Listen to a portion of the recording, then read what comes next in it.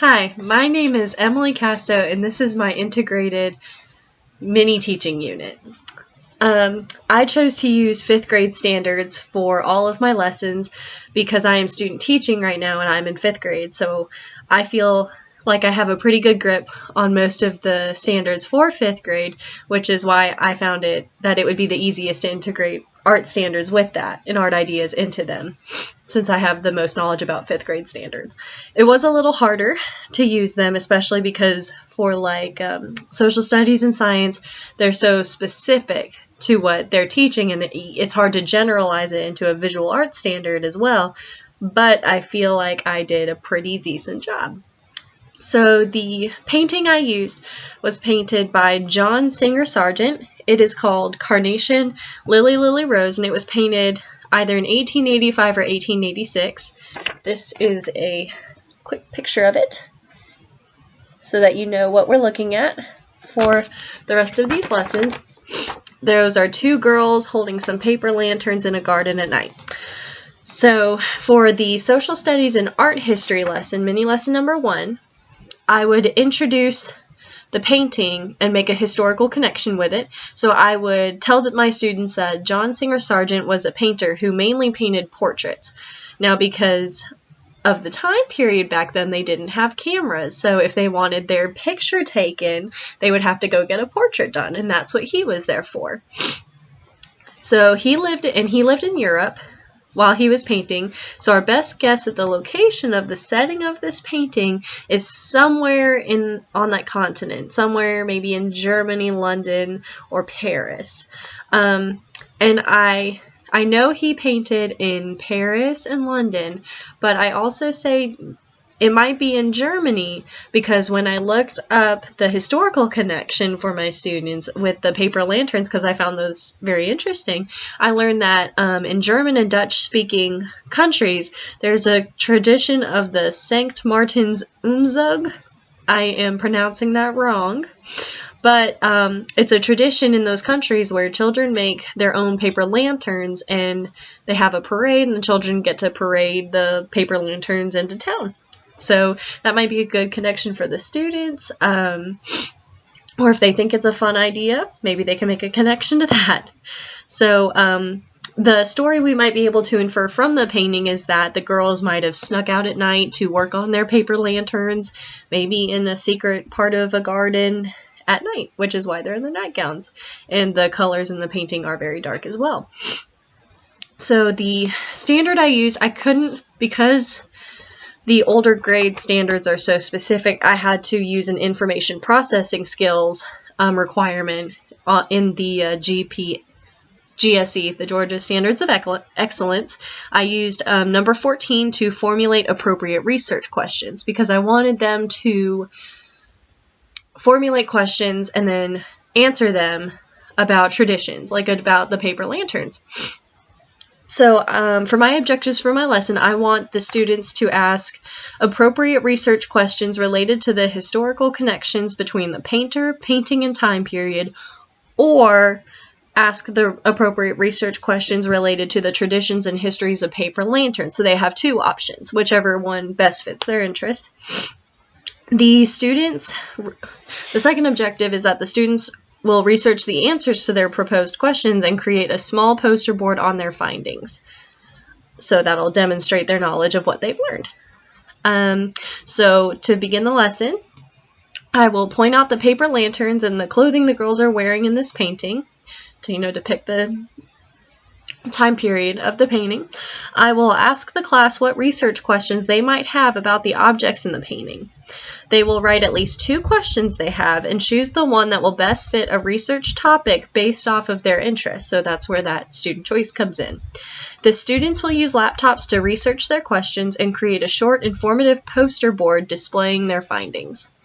And the 2 assessments that I will use to determine if they learn from the lesson will be the 2 research questions that they ask, and then the one they chose. They would circle the one that they chose to base their project off of, and then the brief informative poster that they will create based on the answers to those inquiry questions that they had during the lesson. The second mini lesson is between language arts and aesthetics. So it's the same painting. and I will introduce the painting. I will ask the students 3 aesthetic questions. The first question will be, what do you think the most interesting or exciting section of the painting is? So having those students really think what they enjoy the most about it. The second question, how does the painting make you feel? So maybe making some emotional connections to it, getting a little deeper into their thinking. And then the third question is, what story can you infer from the images in the painting? So they're going to have to think up, okay, what characteristics, what details in that painting might I use? It might tell me what story I can create from that. I will let them know that they are writing a narrative based off of the story that they determined from the painting. So the language arts standard that I used, there are 3 types of writing that we work on at 5th grade. One is opinion, one is informative, and the other is narrative. So I chose the narrative standard.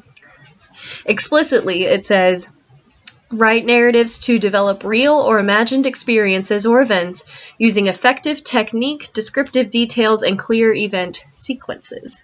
So they'll have to use all of that based off of the painting, based off what they get from the painting. Yes, so the first assessment is the 3 answers that they have to those aesthetic questions that I asked during the lesson. And then the second assessment is the short narrative based on the inferences made from the images in the painting. So we have analyzing the painting for those details from any things we can get from it that we can use in our writing. And then using those to inform our writing. The third mini lesson is between math and art criticism, using the same painting again with the 2 girls in the garden with the paper lanterns.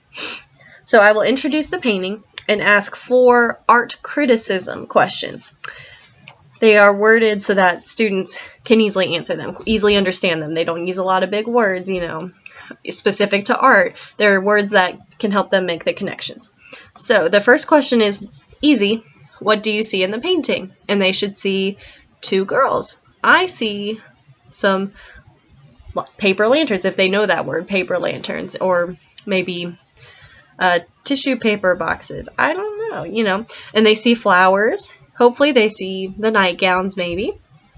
Okay, so the second question is, what of the following is used most often?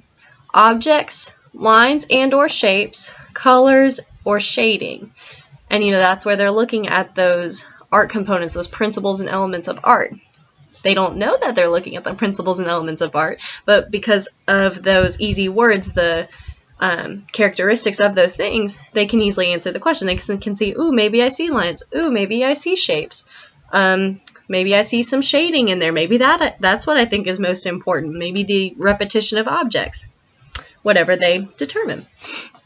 So the third question is, what story is the author trying to tell you? So again, kind of connecting back to that language arts lesson, but still using those elements, still using what the painter is using, and trying to determine what story they're trying to tell you by using those certain things. The fourth question is, do you think the painter did a good job? Why or why not? So they're looking at, okay, are they a good painter? Is their message coming across? Can I tell what each of these objects is? And then they'll have to support whether they think they did a good job or not. All right. So again, in 5th grade, we don't have a simple pattern standard. Like, we don't look for patterns. We don't look for explicitly. We don't do some of the simpler things that kindergarten through probably 2nd grade uses. So what I thought, I had to extend it a little bit. I used the standard of where the students need to use a coordinate plane and know what coordinates are, the x and y axis, the coordinates with the x and y with the comma, and be able to use those coordinates and plug them into the coordinate plane. So the objectives for this lesson is that the student will interpret the painting and answer the 4 art criticism questions about it knowledgeably. And then the second objective is that the student will complete the coordinate plane activity correctly according to its direction. So easy enough. After we've learned a little bit about coordinate planes, they'll get to apply it with this kind of art activity. So during the lesson, I will point out the paper lanterns in the image. I will tell the students that they will be artists today too by drawing out a paper lantern just like the one in the painting by marking the provided coordinates on the coordinate plane and connecting the dots. So they will be taking the coordinates that I provide them, having their own empty coordinate plane, plugging them in, and then connecting the dots, and they should make a paper lantern, a blank paper lantern. After that, they will then mark coordinates themselves and trace certain ones together to create their own designs on the paper lantern. So they'll be drawing dots and then connecting them to make their own designs on the paper lantern. They will then write out the coordinates they use to group lines together to create those designs. I will tell them to write them out so that anyone can read the coordinates and mark them on their own coordinate planes to create the same exact design. So I will tell them, so after you make your design, you need to write out those coordinates in the order that you use them, maybe do it step by step, so that if I wanted to go back and make that same design on my paper lantern, then I could. So the assessments that I'll use for that one would be the answers that they had to the 4 art criticism questions and then the coordinate plane activity. The last 4th mini lesson is the science and art project lesson. And I was looking forward to writing this one as I was doing the whole unit. So I will introduce the painting again and discuss the physical aspects of the paper lantern scene in the painting. Again, here we are with those 5th grade standards. I had to stretch them a little bit to make them fit with this art integrated teaching unit, but I think I made it work as long as I explain it well enough within the lesson. So we will inquire and discuss what they are and how they work, the paper lanterns. I will let the students predict if the burning inside the paper lanterns is a physical change or a chemical change. I will let them know that they will be creating their own paper lanterns, and they will be testing their predictions by observing a true flying paper lantern as a class. So they will be making their own after we have the discussion, and then I will have a true one. I'll purchase it online or make it myself. That way, because fire is involved and I don't want to risk the safety of my students, so I as the adult will be the one testing it for them, but they will all be observing and we'll all see what happens together. So the science standards that I'm using are obtaining, evaluating, and communicating information to explain the differences between a physical change and a chemical change. So that what they're doing is they're determining if when people burn and make paper lanterns fly, if that is a physical change or a chemical change happening to make them fly. The visual art standard that I used was the Anchor Standard number 1, where they are generating and conceptualizing artistic ideas and work. So that's their designing and creating the paper lanterns. So the science objective for this lesson is the predicting and testing of their predictions on whether the burning and flying of a paper lantern results in a physical or chemical change. And then the art project, the visual arts objective, is that the student will create a paper lantern using tissue paper and wire. They will first sketch out the design they want for their paper lantern.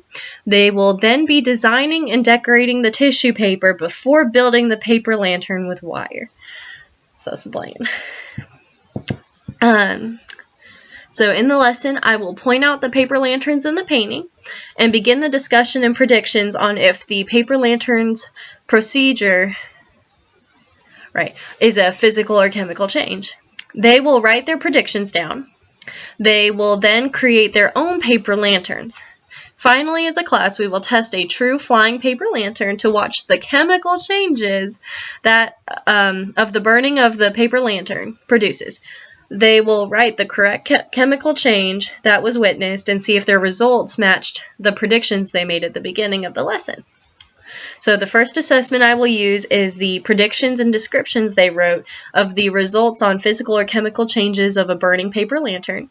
And then the second assessment will be the plans, the design that they had for their paper lantern, and then the finished paper lantern. And maybe I would like to hang them up in the hallway so that, they're floating lights down the hallway outside the classroom. I think that would be pretty cute. All right, well, thank you for watching. That was my integrated teaching unit on the painting Carnation, Lily, Lily, Rose. Thanks for watching.